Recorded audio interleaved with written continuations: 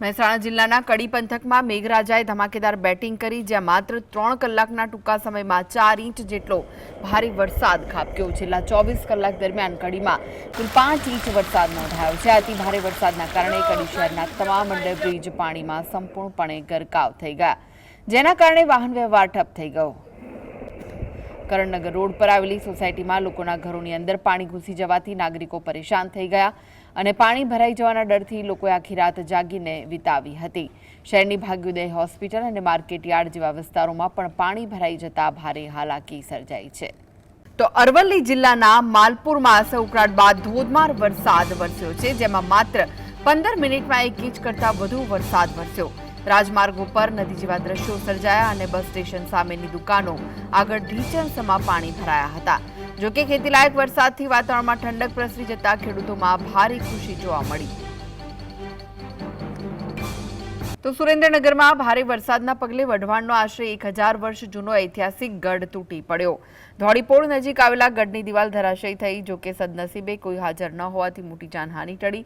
ગઢના renovation માટે વારંવાર માંગ કરવા છતાં પુરાતત્વ વિભાગ પાલિકા તંત્ર દ્વારા ધ્યાન ન અપાતા આખરે ગઢ તૂટ્યો હોવાનો આરોપ સ્થાનિકો લગાવી રહ્યા છે।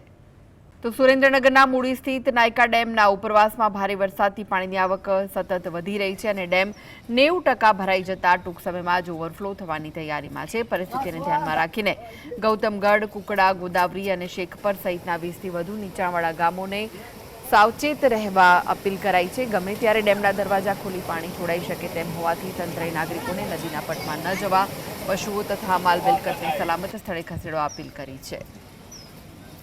તો સુરેન્દ્રનગર જિલ્લાના દેદાદરા ગામમાં ભારે વરસાદના કારણે પરિસ્થિતિ ગંભીર બની છે। ગામમાં પાણી ભરાઈ જતા જનજીવન પ્રભાવિત થયું છે।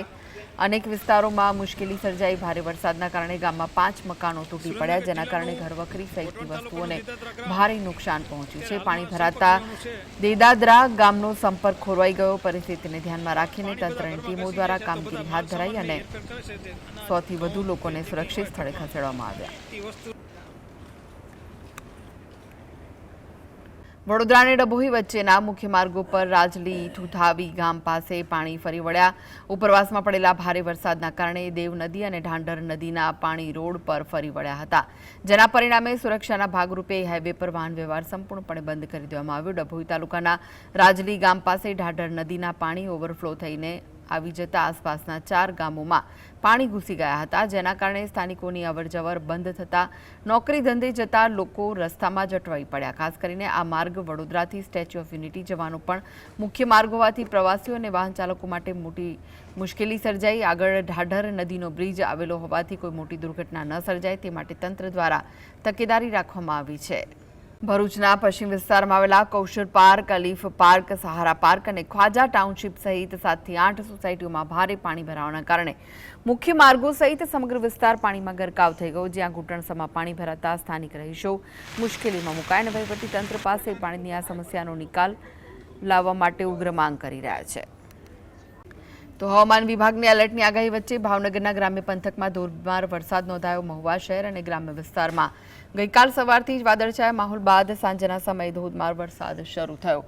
સવારથી અત્યાર સુધી મહુવામાં આશરે 2 ઇંચ જેટલો વરસાદ ખાબકી ચૂક્યો છે। શહેરના ગાંધીબાગ રોડ, બગીચા ચોક, મેઘદૂત, શાક માર્કેટ અને ગાર્ડન રોડ જેવા નીચાણવાળા વિસ્તારોમાં પાણી ભરાવાના અહેવાલો સામે આવ્યા। નોંધપાત્ર વરસાદથી ખેડૂતોમાં ખુશી જોવા મળી રહી છે। તો સુરેન્દ્રનગર જિલ્લામાં સતત વરસી રહેલા વરસાદના કારણે જળ પ્રલય જેવી સ્થિતિ સર્જાઈ, જેમાં ખાસ કરીને ચુડા તાલુકાનો વાંસદ ડેમ 1 ફૂટ જેટલો ઓવરફ્લો થઈ ગયો। ડેમ ઓવરફ્લો થવાના કારણે તેના પાણી ચુડા, ગોખરવાડા, ભગુપુર સહિતના આસપાસના ગામડાઓમાં ફરી વળ્યા, જેનાથી આ ત્રણેય ગામોની પરિસ્થિતિ અત્યંત દયનીય બની ગઈ। આ ગામોમાં લોકોના ઘરોમાં પાણી ઘૂસી ગયા, ઘરવખરી સહિતની વસ્તુઓને મોટું નુકસાન પહોંચ્યું। ડેમમાંથી છોડાયેલા પાણી અને ભારે વરસાદના ડબલ મારના કારણે ગામોના સ્થાનિક તળાવ પણ ઓવરફ્લો થઈ ગયા। ગ્રામજનો મુશ્કેલીમાં મુકાતા તંત્ર દ્વારા તાત્કાલિક ધોરણે સર્વે હાથ ધરીને રાહત અને બચાવ કામગીરી શરૂ કરવામાં આવે તેવી પ્રબળ માંગ ઉઠી છે। મહેસાણા જિલ્લાના કડી પંથકમાં મેઘરાજાએ મન મૂકીને બેટિંગ કરતા માત્ર 3 ઇંચ જેટલા ધોધમાર વરસાદમાં સમગ્ર વિસ્તાર પાણી થઈ ગયો હતો। ભારે વરસાદના કારણે કડી શહેરના મુખ્ય અંડરપાસ વરસાદી પાણીથી ભરાઈ ગયા હતા, જેનાથી વાહન વ્યવહાર ઠપ થઈ ગયો હતો। શહેરના નીચાણવાળા વિસ્તારો અને રસ્તાઓ પર પાણી ફરી વળ્યા હતા।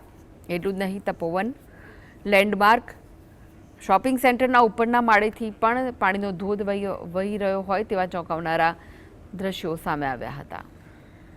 નવસારી જિલ્લામાં ભારે વરસાદના કારણે જનજીવન અસ્તવ્યસ્ત થઈ ગયું. પંચાયત હસ્તકના કુલ 160 રસ્તાઓ વાહન વ્યવહાર માટે બંધ કરી દેવામાં આવ્યા, જેમાં 155 રસ્તાઓ પર પાણી ફરી વળ્યા અને 4 રેલવે અંડરપાસ જળમગ્ન થયા. સૌથી વધુ વાસંદામાં 53, ગણદેવીમાં 33, ચીખલીમાં 32 રસ્તા બંધ થતા મુસાફરો મુશ્કેલીમાં મુકાયા. હાલ તંત્ર દ્વારા અસરગ્રસ્ત ગામો માટે વૈકલ્પિક માર્ગોની વ્યવસ્થા કરવામાં આવી છે.